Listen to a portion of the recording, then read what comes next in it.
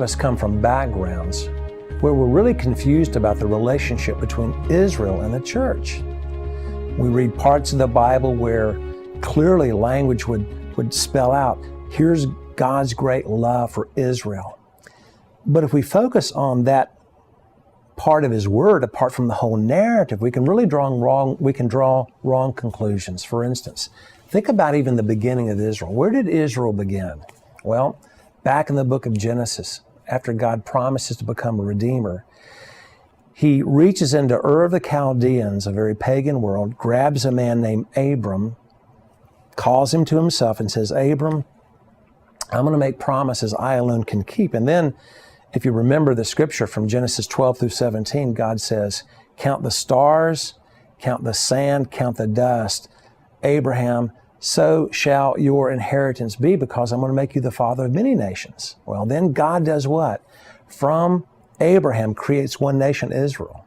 Now, why was that nation created?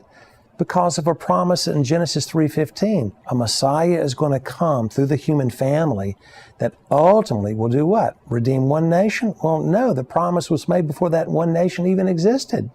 In fact, God made this promise of a pan-national redemption through the seed that would come through Abraham. By the nation He would create, Israel. Ultimately, all nations on the face of the earth would be blessed.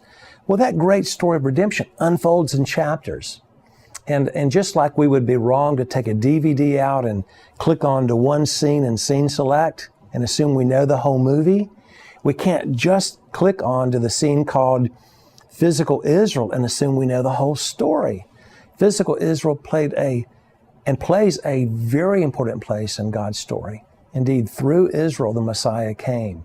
And truly, as we look ahead into God's story, especially in those great visions of the book of Revelation, we realize that the collective whole family of God will come from every tribe of Israel, but also from every race, tribe, tongue, and people group.